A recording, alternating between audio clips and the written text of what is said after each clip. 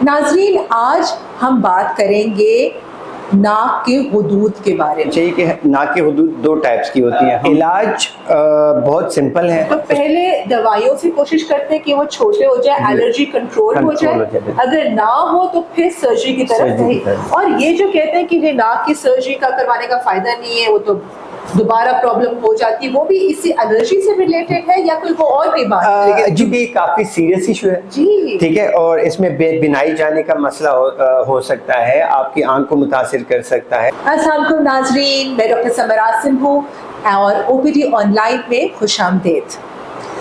नाजरीन, आज हम बात करेंगे नाक के हुदूद के बारे में। नाक के हुदूद क्या होते हैं, कैसे होते हैं, क्या करें, सब कुछ। और इसके लिए हमारे ओपीडी के अपने ईएनटी स्पेशलिस्ट डॉक्टर आफरीदी को हमने दोबारा ज़हमत दी है। डॉक्टर आफरीदी, अस्सलाम वालेकुम। अस्सलाम वालेकुम, अस्सलाम वालेकुम एवरीवन। और उम्मीद है आप सब खैरियत से होंगी, उम्मीद है आप भी खैरियत से होंगे। बहुत शुक्रिया। आप ठीक हैं? अल्हम्दुलिल्लाह। डॉक्टर आफरीदी, आप नाक कान गले के स्पेशलिस्ट हैं। नाक के बारे में बात करते हैं। नाक के हुदूद के बारे में बड़ा सुना है। ये क्या चीज है, क्यों इतनी कॉमन है? पहले जरा समझाइए ये चीज है क्या? ये चीज़ है क्या? और सबसे पहले नाक के हुदूद के हवाले से जब भी हमारी कम्युनिटी में बात होती है, माशरे में, तो हमें एक चीज़ का पता होना चाहिए कि नाक के हुदूद दो टाइप्स की होती हैं। हम ऑब्वियसली थोड़ा सिंपल करके बताएंगे ताकि सबको समझ जाए। नाक के हुदूद जो होते हैं वो दो टाइप्स के होते हैं। एक वो टाइप्स होते हैं जो नेचुरली आपके नाक के अंदर होते हैं, जिनका अपना एक रोल है, जो कि एयर कंडीशनिंग का रोल करते हैं। आपके नाक से जो हवा अंदर जाती है, जो आप सांस लेते हैं, उसको वो नमी, उसका टेम्परेचर, उसके अंदर जो ज़रात होते हैं उनको कंट्रोल करता है। एक हुदूद वो होते हैं जो कि एलर्जी या इन्फेक्शन की वजह से नए हुदूद आपकी नाक में बन जाते हैं, जिनको हम नेज़ल पॉलिप्स भी कहते हैं। तो वो हम आज जो मेरे ख्याल में हमारा टॉपिक ऑफ डिस्कशन होना चाहिए वो नेज़ल पॉलिप्स है, विच इज़ वेरी कॉमन। क्योंकि आपको पता है कि नेज़ल एलर्जी ऑब्वियसली आपकी फील्ड से भी बहुत रिलेटेड है, एस्थमा से भी उसका बहुत बड़ा एसोसिएशन है, जो एस्थमा या दमे की बीमारी है, तो वो काफ़ी कॉमन है। तो आज इंशाल्लाह हम उनको डिस्कस करेंगे, जो नाक में नए हुदूद बन जाते हैं उसको इंशाल्लाह। डॉक्टर आफरीदी, ये बताइए, हुदूद का नाम लेते हैं, पॉलिप्स का नाम लेते हैं, ये देखने में अंदर से कैसे होते हैं? क्या है ये, बलून जैसे है, क्या है? जी बिल्कुल। जो पॉलिप्स होते हैं उनको यूज करते हैं, ये बेसिकली जैसे, चूंकि आपकी नाक की अपनी सिक्रीशंस काफ़ी ज़्यादा होती हैं। एलर्जी में होता क्या है, जो आपकी सिक्रीशंस है वो बहुत ज़्यादा बढ़ जाती हैं, बहुत ज़्यादा हो जाती हैं। तो जो पॉलिप्स हैं उनको आप यूँ समझते हैं जैसे पानी की तेली होती है, जैसे छोटे छोटे आपके अंगूर जैसे दाने कहते हैं उस तरह के होते हैं, और पानी की छोटी छोटी तेलियाँ होती हैं, जो कि आपके नाक की अपनी जो झिल्ली होती है उसका, जिसको हम एडिमा कहते हैं या सोजिश है, उसके अंदर एलर्जी की वजह से जब पानी भर जाता है तो वो पॉलिप्स की शक्ल इख्तियार कर जाता है। अच्छा, तो नाक की अपनी अंदर की झिल्ली सूज कर पानी भरकर नाक में भर जाती है, छोटे छोटे पॉलिप्स की, अंगूरों की तरह। बिल्कुल बिल्कुल बिल्कुल, बहुत अच्छा आपने समझाया। ठीक है, और ये बनती है एलर्जी की वजह से? जी, जो ज्यादातर इसकी वजह है वो एलर्जी की वजह से है। कुछ पॉलिप्स ऐसे भी होते हैं जो कि इन्फेक्शन, या जिसको एक वर्ड आपने बड़ा कॉमन सुना होगा, साइनोसाइटिस जिसको हम कहते हैं, साइनसिस की इन्फेक्शन, उसकी वजह से भी कुछ पॉलिप्स जो बनते हैं। क्योंकि दो ही टाइप्स होते हैं, एक वो जो एलर्जी की वजह से होते हैं, एक वो होते हैं जो कि एलर्जी की वजह से नहीं होते हैं, जिसको नॉन एलर्जिक कहते हैं, जो इन्फेक्शन की वजह से। तो अब जब ये नाक में भर गए तो इसके अलामात मैं गेस तो कर सकती हूँ, लेकिन आप जरा प्रोफेशनली बता दीजिए। बिल्कुल। इसमें पेशेंट जब आपके साथ प्रेजेंट करते हैं, ऑब्वियसली देखें, नाक में जब भी आपके साथ कोई भी मरीज आएगा उसको कुछ सिम्टम्स होंगे नाक के हुदूद के साथ, जिसमें नाक की बंदिश सबसे इम्पोर्टेंट, कि उसको नाक को मरीज को नाक से सांस नहीं आएगा। रात को मरीज कहेगा मुझे नाक से सांस बिल्कुल नहीं आ रहा, मुझे, क्योंकि हम देखें, हम जब भी सोते हैं तो हम नाक से सांस लेते हैं, हमारा मुंह बंद होता है। तो जब नाक से सांस नहीं आ रहा होगा तो मरीज मुंह खोल के सांस हो रहा है, जिसकी वजह से उसका गला भी खुश्क होता है। तो सबसे जो इम्पोर्टेंट जो सिम्टम है जिसके साथ पेशेंट हमारे साथ प्रेजेंट होता है वो है नाक की बंदिश। दूसरा जो है, चूंकि नाक की बंदिश के साथ फिर smell, loss of smell. Patient कहते हैं कि मुझे किसी भी किस्म की खुशबू नहीं आ रही, मुझे ना परफ्यूम की खुशबू आ रही है, ना मुझे खाने के टेस्ट का पता चल रहा है, और ना मुझे खाने की स्मेल आ रही है। जो तीसरा है वो हेडेक, पेशेंट आपके साथ कि उसको सर दर्द बहुत ज़्यादा हो रही है और रेशा आना, नाक से रेशा आना या नाक से गले में भी रेशा गिरना, ये भी बहुत कॉमन है। इसके साथ कई कई और अलामात हो सकते हैं जो कि जैसे जैसे आपकी बीमारी बढ़ती जाती है उसके साथ और अलामात आ सकते हैं। वो हम आगे जाके फिर उसको डिस्कस करेंगे कि इसके से क्या क्या पेचीदगियाँ हो सकती है मेरे ख्याल में। ठीक है, तो काफ़ी ट्रबलसम इसके अलामात हैं। एग्जैक्टली बिल्कुल। ये जिन पेशेंट्स को होते हैं उनकी जो क्वालिटी ऑफ लाइफ है, क्वालिटी ऑफ लाइफ इंडेक्स है, वो काफ़ी पुअर हो जाता है क्योंकि उनकी स्लीप पूरी नहीं होती, उनका खाना पीना डिस्टर्ब हो जाता है और साथ साथ में उनको जो डेली लाइफ को परफॉर्म करना है, जैसे एक्सरसाइज हो गया या कोई भी स्ट्रेनस मेहनत वाला काम हो गया, तो उससे उनको सांस लेने में मसला काफ़ी ज़्यादा हो जाता है। सही। तो अगर नाज़रीन सांस लेने में, चलने फिरने में सांस में दिक्कत हो रही है, खासतौर में नाक बंद होने की वजह से मुंह से सांस लेना पड़ा हो, तो एक ये मुमकिन बात हो सकती है कहीं नेजल पॉलिप्स ना हो गए हों। अच्छा डॉक्टर अफरीदी, अब एक ये बन गए, ये तकलीफ हो रही है, अब क्या करें? क्या यानी कि अगर आपके पास आएंगे तो हम क्या एक्सपेक्ट करें एज ए मरीज कि क्या आप क्या तशखीस करेंगे, क्या इलाज करेंगे? बिल्कुल बिल्कुल।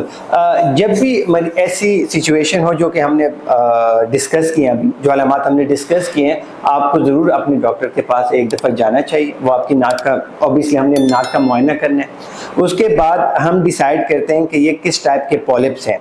और दूसरा ये कि यूजुअली जो एक अनफॉर्चुनेट बात है जो कि हमारे माशरे में, कि पेशेंट हमेशा बहुत लेट प्रेजेंट होता है, हमेशा बहुत लेट आता है आपके पास। देखिए नाक के हुदूद बनते हैं, हम इसको नाक के हुदूद कह रहे हैं, बनते नाक में है, लेकिन जब पेशेंट हमारे पास आया होता है तो वो सारे जो साइनसेस हैं, बाज़ दफ़ा वो आंख तक फैल चुका होता है, बाज़ दफ़ा अनफॉर्चुनेटली अल्लाह ना करे दिमाग तक भी पहुंच चुका होता है। तो इसलिए काफ़ी जो हमारे साथ पेशेंट प्रेजेंट करते हैं वो काफ़ी लेट करते हैं, और इसीलिए हम जब आते हैं, एक तो नाक का मुआयना जो कि आप ओपीडी में हेडलाइट से करते हैं, उसके बाद एंडोस्कोपी, नाक की एंडोस्कोपी जो कि आप सुन करके उसी वक्त ओपीडी प्रोसीजर में कर, नो नॉट सर्जरी ना राइट नाउ, अभी हम उसको देख रहे हैं। जस्ट आपने जिसको हम कैमरा कहते हैं, एंडोस्कोपिक कैमरा, वो नाक में डालते हैं और उससे हम नाक को एग्जामिन करते हैं, और उसके बाद हर केस में नहीं, कुछ केसेस में आपको फिर सीटी स्कैन या एक्सरेज भी करवाने पड़ सकते हैं कि आप देखें कि ये जो नाक के हुदूद है कहाँ तक गए हुए हैं, उनका फैलाव कहाँ तक है। खतरनाक भी हो सकते हैं। जी बिल्कुल बिल्कुल। ये दो तरीकों से खतरनाक हो सकते हैं। एक तो ये आप देखें कि आपकी नाक के साथ ही आपकी आंख बहुत नज़दीक है और इसको सिर्फ एक छोटी सी हड्डी, पतली सी हड्डी होती है जो कि सेपरेट कर रही होती है। तो जब भी हुदूद बहुत ज़्यादा बढ़ जाते हैं तो ये आपके आंख में भी जा सकते हैं। इसी तरह आपकी नाक का जो बेस है वो आपके दिमाग के साथ होता है, तो वो यही पॉलिप ऊपर ब्रेन में भी जा सकते हैं, दिमाग की तरफ भी जा सकते हैं। तो इसीलिए इनका बर वक्त मुआयना, बर वक्त तशखीस बहुत ज़्यादा ज़रूरी है। सही। और जब उसकी तशखीस हो जाए डॉक्टर आफरीदी, तो इसका इलाज बहुत पेचीदा है, क्या क्या करते हैं, क्या ऑप्शंस है हमारे पास? यस, इलाज बहुत सिंपल है। उसके पास हमारे पास दो ऑप्शंस होते हैं, या तो आप इसको मेडिकली ट्रीट करते हैं, अगर मेडिकली ट्रीट ना हुआ तो आप उसको सर्जिकली ट्रीट करते हैं। मेडिकली इसका इलाज वही है जो आप एलर्जी की सूरत में देते हैं, जिसमें हम काफ़ी सारी दवाइयाँ देते हैं। उससे ये होता है कि काफ़ी हद तक श्रिंक हो जाते हैं, इनका साइज़ काफ़ी रिड्यूस हो जाता है, क्वालिटी ऑफ लाइफ काफ़ी बेहतर हो जाती है। अगर इन केस हमें लग रहा है कि मेडिसिन से वो कंट्रोल हासिल नहीं हो रहा जो हम करना चाह रहे हैं, then we have surgery as an option, जो कि आजकल बहुत ज़्यादा ऑब्वियसली विद आपको पता है काफ़ी नई इजादात हो रही हैं, काफ़ी मेडिकल में तरक्की हो रही है, तो इसका भी आजकल बहुत अच्छा इलाज मौजूद है हमारे पास। तो पहले दवाइयों से कोशिश करते हैं कि वो छोटे हो जाए, एलर्जी कंट्रोल हो जाए, अगर ना हो तो फिर सर्जरी की तरफ। अब सर्जरी आप कह रहे हैं कि नए नए तरीके आ गए, यानी कि इतनी कॉम्प्लिकेटेड और डेंजरस सर्जरी अब ये नहीं रही। इसमें क्या तरीका होता है, क्या जागते हुए होता है, सोते हुए होता है, मुश्किल है? बिल्कुल बिल्कुल डिपेंड करता है एक्सटेंट ऑफ सर्जरी के, आपकी जो बीमारी है उसका।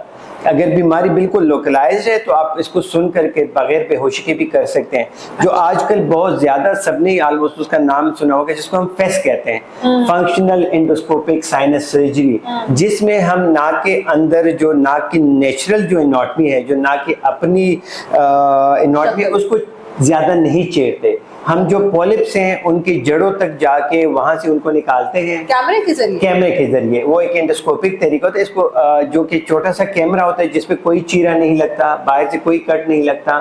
It's a day case procedure. सुबह आपको ऑपरेशन हुआ, शाम को आप घर जा सकते हैं, नाक में कोई पट्टी रखने की जरूरत भी नहीं पेश आती। तो it's a day case procedure. कैमरे के जरिए हम अंदर जाते हैं, जो पॉलिप्स हैं उनको उनके जड़ों से हम निकाल देते हैं, और जो बाकी मानदा साइनसेस है और नोज है उसको हम इतना खोल देते हैं कि हम बाकी जब बाद में दवाइयाँ देनी पड़ जाए तो वो वहां पे जाके असर करे, पहुंचे तो सही, वो वहां तक पहुंचे तो सही, ताकि दोबारा जो पॉलिप्स हैं ये दोबारा ना बने या दोबारा बनने से इनको हम रोक सकें काफी अरसे तक। राइट, चूंकि ये एलर्जी है तो ये बार बार बनने के चांसेस हैं। देयर आर ऑलवेज चांसेस कि ये दोबारा हो सकते हैं, लेकिन अगेन बात तो ये है कि आपने सर्जरी कैसे की है, आपने फॉलोअप कैसे रखा है, और देयर अगेन अब कुछ इम्यूनो और ज़्यादा एडवांसमेंट पे जाए तो कुछ इम्यूनोथेरेप्यूटिक एजेंट्स आ गए हैं जो कि आप कर सकते हैं, तो उससे इसके चांसेस बहुत कम होते हैं, लेकिन स्टिल देयर आर चांसेस कि ये दोबारा हो सकते हैं। सही। और ये जो कहते हैं कि ये नाक की सर्जरी का करवाने का फायदा नहीं है, वो तो दोबारा प्रॉब्लम हो जाती है, वो भी इसी एलर्जी से रिलेटेड है या कोई वो और भी बात? जी बिल्कुल बिल्कुल, यूजुअली डिपेंड करता है कि आपने सर्जरी करवाई क्यों है। ये बहुत ज़्यादा एक मिसकंसेप्शन है कि नाक की हड्डी दोबारा बढ़ गई है या वो दूध दोबारा बढ़ गए हैं, तो वो डिपेंड करता है आपने करवाई क्यों है। अगर नाक की हड्डी एक दफ़ा हमने उसकी सर्जरी कर दी, उसको हमने एक दफ़ा अलाइन कर दिया तो दोबारा नहीं बढ़ती। 18 साल 19 साल के बाद एक्चुअली वो दोबारा नहीं बढ़ती, तो वो तो अलाइन होगी। दूसरा, जो नाक के अपने हुदूद है उसको हम कम्प्लीटली रिमूव नहीं करते, उसको हम पार्शियली रिमूव करते हैं या उनकी प्लास्टिक करते हैं, ठीक है, ताकि वो अपनी जगह पे रहे और अपना काम कर सकें, तो उनमें थोड़ा सा चांस होता है दोबारा बढ़ने के। और इसी तरह हम पॉलिप के बारे में ऑलरेडी डिस्कस कर चुके हैं कि there is always some chances जिसमें ये हो सकते हैं, लेकिन बाद दफ़ा सारी उम्र दोबारा नहीं भी हो सकते, ये भी आपके पास देखो। अगर आप अच्छा फॉलो अप रखें, उसको सफाई जिस तरीके से हमने बताई है वो करें, तो दोबारा चांसेस बहुत कम हो जाते हैं, बहुत कम हो जाते हैं। ये तो अच्छी खबर है, क्योंकि ये बहुत बड़ा मिसकंसेप्शन है, लोग इससे जाते ही नहीं है, जाते ही नहीं। बिल्कुल बिल्कुल सही। तो और इसके बरक्स ये है कि भाई मुस्तकिल नाक बंद रहना वगैरह तो एक हल है जिसके फेलियर के कम चांसेस है। और ऑब्वियसली इसके ऊपर जो हम पेचीदगियों की बात करते हैं, सुपरएडेड फंगल इन्फेक्शन, फंगस की इन्फेक्शन हो सकती है, जो कि आजकल आपको पता है कि काफी ज्यादा हो गई है। हाँ, ज्यादा स्टेरॉयड और ये लेने से काफी खतरनाक भी होती है, जो आके आपके हड्डी को कहा जाती है और आपके तालू को कहा जाती है, नीचे जहाँ पे उसको चांस मिलता है उस साइड पे वो फैलती है, वहाँ पे उस साइड पे जाती है। इस प्रॉब्लम को इग्नोर नहीं करना है, बिल्कुल भी नहीं, बिल्कुल भी नहीं। हमारी तरफ मतलब हमारे पास काफ़ी पेशेंट आते हैं जो कि अपने रिश्तेदारों से अपने हमसायों से मशवरा करके आते हैं, और वो उन्होंने काफ़ी देर कहाँ जा रहे हो, नाक दिखाने जा, नहीं कोई ज़रूरत नहीं है, दोबारा हो जाते हैं और ऑपरेशन कामयाब नहीं है। तो वो जब हमारे पास प्रेजेंट करते हैं, मैं आपको बता रहा हूँ कि अगर हमारे पास 100 में से 90 पेशेंट ऐसे होते हैं जो कि थोड़ा उनकी डिजीज़ जो होती है वो काफ़ी आगे जा चुकी होती है, और उसकी सबसे बड़ी वजह ये होती है कि जो नॉन एक्सपीरियंस बंदा होता है या जिसका फील्ड नहीं है, उसने उसको मशवरे देते हैं कि डिफरेंट दवाइयों से, हकीमों से, डिफरेंट मुरब्बे और काफ़ी कुछ करके फिर उसके बाद हमारे पास आते हैं, जो कि उसको ऑब्वियसली उसको ट्रीट करना फिर काफ़ी मुश्किल होता है। जी, एक आसान जो एक आसान चीज़ है उसको आपने कम्प्लिकेट कर दिया। आपको पता है जब हम कम्प्लिकेशन का वर्ड यूज़ करते हैं मेडिकल में, तो इसका मतलब है कि अब डिजीज अपनी जगह से आगे चली गई। और कितने अफसोस की बात है कि 90% आपके मरीज एडवांस्ड स्टेज, बिल्कुल, इसलिए कि हम जल्दी नहीं जाते डॉक्टर्स के पास, खासतौर पे ऐसी बीमारी के लिए। अगर दिल का कुछ होता तो फिर फटाफट चले जाए। ऐसा ही होता है, ऐसा ही होता है, लेकिन चूंकि ये काफी सीरियस इशू है, ठीक है, और इसमें बिनाई जाने का मसला हो सकता है, आपकी आंख को मुतासिर कर सकता है, आपके तालु को मुतासिर कर सकते हैं, ये हर जगह पे जा सकता है। तो इसीलिए जब भी ऐसे अलामात हो आपको बहुत जल्दी अपने डॉक्टर के पास जाना चाहिए, और बाकी जो भी है उनसे एक दफ़ा आपको ओपिनियन ज़रूर लेना चाहिए। तो नाज़रीन, ये थी मालूमात डिटेल में नेज़ल पॉलिप्स या नाक के हुदूद के बारे में, बिलखुसूस जो एलर्जी की वजह से होते हैं, जो काफी कॉमन भी है। बहुत कॉमन है, आपको पता है कि एलर्जी कितनी कॉमन है हमारे माशरे में, और वो जाती भी नहीं है ना, मुस्तकिल आपको दवाइयों पे रहना पड़ता है। तो नाज़रीन प्लीज़ ये आप खुद भी समझें, दूसरों को भी ये वीडियो दिखाइए या उनको बताइए ताकि सब के सब इससे मुस्तफ़ीद हो सके। और कोई आपके दिमाग में सवाल उठता है तो प्लीज़ हमें बताइए, हम डॉक्टर आफरीदी से रिक्वेस्ट करें कि उसका जवाब दें। और एक और वीडियो बनाया जा सकता है तफसीलन किसी और इसके पहलू के बारे में बात करने पे। डॉक्टर आफरीदी आप बताइए कोई लास्ट मैसेज कोई कंक्लूड? बिल्कुल बिल्कुल, message of the day again वही कि जब भी आपको ऐसे अलामात हो, जब भी आपको नाक की बंदिश हो, आपको स्मेल का इशू हो रहा हो या आपको बहुत ज़्यादा खराटे आ रहे हों, तो आप ज़रूर एक दफ़ा जाके अपना मुआयना करवाएं नाक कान गले के स्पेशलिस्ट से, क्योंकि ये कोई भी बीमारी हो सकती है और ये वो ऐसी बीमारी हो सकती है जिसको शुरू में हम दवाइयों से ही कंट्रोल कर सकते हैं, जिसमें आपको सर्जरी की ज़रूरत नहीं पड़ सकती। सो इट्स बेटर कि जितना जल्दी आप उनसे ओपिनियन लें वो बेहतर रहेगा। बिल्कुल, उस नौबत से पहले रुजू कर लीजिए। नाज़रीन बहुत शुक्रिया आपके वक्त का, उम्मीद है आपको पसंद आया होगा, आप मुस्तफ़ीद हुए होंगे। डॉक्टर समर को, डॉक्टर आफरीदी को नेक्स्ट वीडियो तक के लिए इजाज़त दीजिए। अल्लाह हाफ़िज़।